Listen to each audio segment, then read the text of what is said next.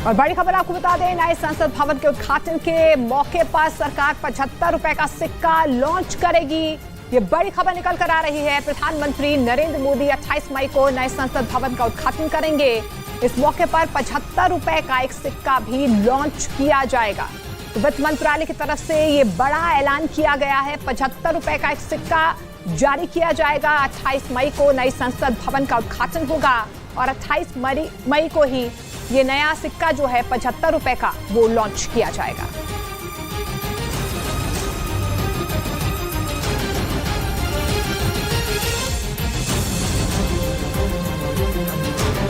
उधर यूरोप के देश स्वीडन के रक्षा मंत्री ने यूक्रेन की राजधानी कीव का दौरा किया है। इस दौरान उन्होंने यूक्रेन के राष्ट्रपति जेलेंस्की से मुलाकात की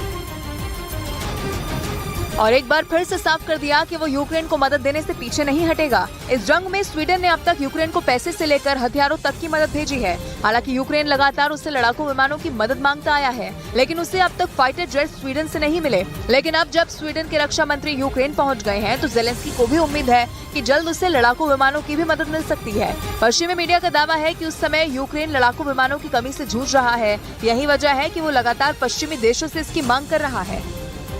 उधर पुतिन की प्राइवेट आर्मी कहे जाने वाले वैगनर ग्रुप के चीफ येवगेनी प्रिगोजिन ने दावा किया कि बखमुत में उनके 20,000 सैनिक मारे गए। ये वही वैगनर ग्रुप है जिसे पुतिन का सबसे भरोसेमंद ग्रुप माना जाता है, जिसके लड़के बहुत ही खूंखार होते।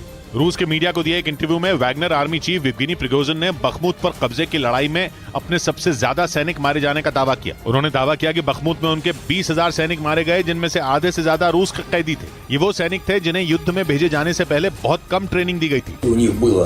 на начало спецоперации условных 500 танков। साथ ही उन्होंने ये भी दावा किया कि यूक्रेन की सेना अपने पश्चिमी सहयोगियों से मिले हथियारों की वजह से पहले से ज्यादा मजबूत हो गई है। और माना जा रहा है कि इसी वजह से वैगनर ग्रुप ने बखमुत से हटने का ऐलान कर दिया और अगर वो वहां से हट गए तो बखमुत में रूस की सेना अकेली पड़ जाएगी। पश्चिमी मीडिया ने तो इसे वैगनर ग्रुप की पुतिन से बगावत तक कह दिया, क्योंकि वैगनर ग्रुप के चीफ येवगेनी प्रिगोजिन ने सोशल मीडिया पर वीडियो जारी करके बखमुत छोड़ने की तारीख बता दी। वैगनर चीफ ने वीडियो में जानकारी दी कि वैगनर ग्रुप के सैनिक बखमुत से हटने वाले हैं और वो 1 जून को वहां से हट जाएंगे। साथ ही वो अपने सारे हथियार रूस की सेना को सौंप देंगे। वैगनर ग्रुप के इस ऐलान के बाद रूस की सेना से उनकी तल्खियां खुलकर सामने आ गई, क्योंकि जो बखमुत पुतिन की नाक का सवाल बन चुका था, उस पर जीत का दावा करने के बावजूद वैगनर ग्रुप ने युद्ध का मैदान छोड़ने का ऐलान कर दिया। इससे पहले भी वैगनर चीफ रूस के रक्षा मंत्रालय पर कम हथियार देने का आरोप लगा चुके हैं। उन्होंने ये तक दावा किया था कि बखमुत में उनके 20,000 सैनिकों की जान जा चुकी है।